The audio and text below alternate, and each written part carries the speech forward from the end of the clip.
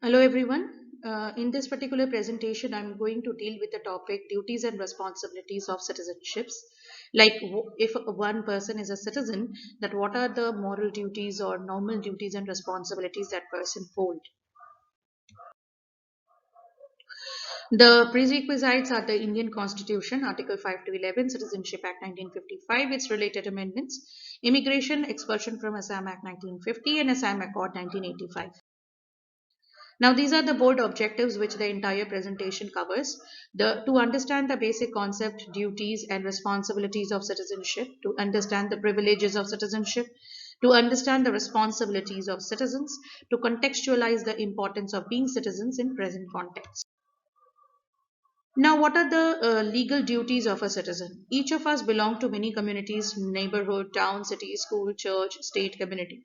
As community members, we have many responsibilities, things we should do, or obligation that we should fulfill voluntarily. Of course, we are a social animal. It is a definition of Homo sapien. And why we are social animal? Because we have such a certain social responsibility. We have certain duties of showing allegiance to our neighbor, to our vicinity, to people whom with we are staying, in a particular community where we are staying, in a state where we are staying, in a country where we are staying, to the organization where we are working. So we are really accountable to those people. We are accountable to the people who have relations with us. We can't be savage at every next time. So we have to behave in a certain particular way, and that behavior, when it takes a legal definition, it becomes duty or responsibility of a particular individual. Now, citizens also have duties. As I have said, citizens basically have duty towards state, towards their uh, co-citizens, towards their co-inmates, I would say, in a particular state. So, what are those? We must fulfill duties like required by nation, state, local government, and judiciary system, all of that. So we have to pay, like we have to defend our nation whenever we are going outside and we see that any indiscipline is happening, or somebody is really defaming our country. So as a part of our country, as a member of our country, we must have a moral responsibility to save our country from getting disrespected. Then we have to pay tax. There is a way in which Indian government, particularly Indian government and context of Indian government, I'm saying that there are certain responsibility which as an Indian, as a responsible Indian, we have to show to our government. That is to give them tax at time, because that is one of the basic places from where they earn revenue. And revenue collection is very important for a government to have its smooth functioning. Then serve to court. Every adult citizen must be supporting the judicial system of the country, because that is one of those yardsticks of the society which makes society, or which balances illegality or legality in the society. So whenever we are facing any illegality, or whenever we are facing any discrimination, or somebody else is facing discrimination, and we also have uh, subjected interest into that, or vested interest into that rather, so we must speak. And that is where I would say that is the birth point of public interest litigation, or public interest lawyering, which we can say has come up. Now, there is something called be informed, because there is a say that ignorance of fact is an excuse, but ignorance of law is not an excuse. Because as a citizen, I must be informed that what are my rights, and what I should do and what I should not. If I start doing something which is illegal outrightly, if I murder someone and I say that I was not knowing that murder is a crime in my land, then that would come up that you are staying in a fool's world. So there are certain things which obviously a person may not be knowing in their day-to-day lives, because they are not studying law, they are not into the legal system. But there are something which which one should know as a part of the political community. So that should be informed, and a responsible citizen must be informed of all of those regulations and rules.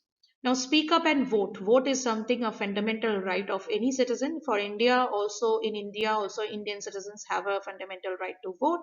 So obviously, we have a right to choose our government, because we are staying in one of the biggest democracy. For us, we say that we the people, for the people, and by the people. So by the people means voting rights. So then we have calling, writing, sending emails to our elected representatives, joining political parties, working for a cause. There are various ways through which we may show allegiance to our state.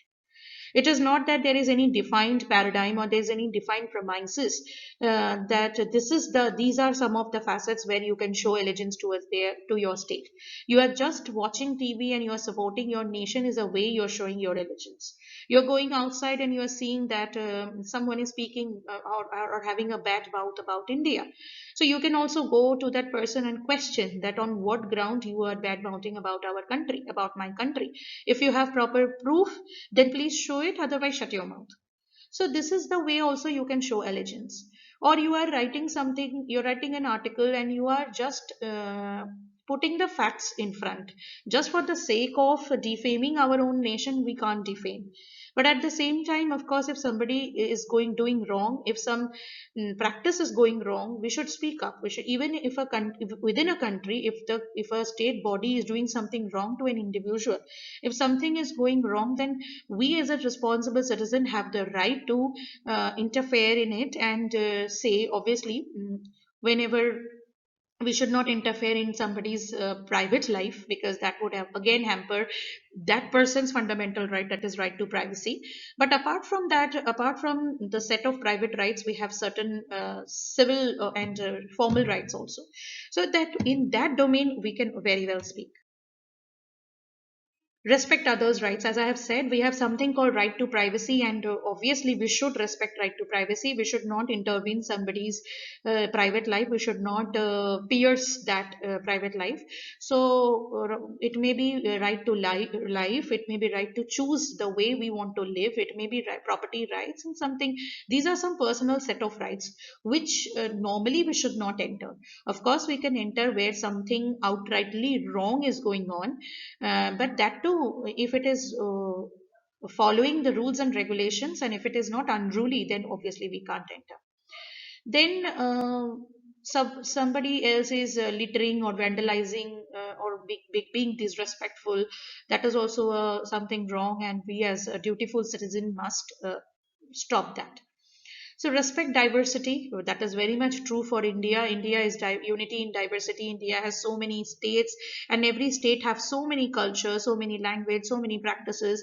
In India, we give recognition to all the practices done by various sect of people, various religion, because India is such a country which is the biggest example of unity in diversity. So obviously we should respect that diversity. If we are not respecting that diversity, that means we are somewhere disrespecting our own exclusiveness also. So that should not happen. So that is the thing. Contribute to common good. That means obviously when you are a participant, you are an active participant for your nation, for your community, so you should always support the common good. If you say something like suppose presently farmers rights strike is going on in India at a national level. So if you really believe that the points on which farmers are protesting, the grounds on which they are making an effort to stop the government, or to make the government, to knock the doors of the government and make them aware of the fact that something wrong is going on, if you support it in and out, you must support it. While you may make a direct support, you should speak about it. But yes, of course, it should be for a common good. It should be the good of the mass. It should not be good for a particular community for gaining certain privileges. That should not be the case. Then government and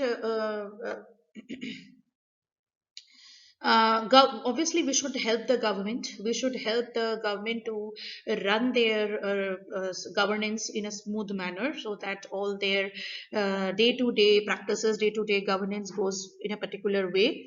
We should obviously support the government, but of course if the government does something which is again like it becomes despotic or it becomes tyrannical in such a manner that it is really getting, it is really sacrificing, or it is compromising, it is forcing its citizens to compromise their own of privileges, then in that case of course we should stop the government from doing that. Then good citizens of this country are concerned about the welfare, like the health, prosperity, happiness of all the members. That is again one of the biggest responsibility of the country. We should be very concerned about the health, right? Like in the present context, this is very important and this is very contemporary in the present context. We are surviving in a pandemic situation, so of course we should respect the concept of social distancing. We should always adhere to those guidelines, those protocols which has been provided to us by the nation, by the national government, by the union government and the state government concerned. So that is respecting health rights of not only our own self but of others also. Some people participate in the community by leading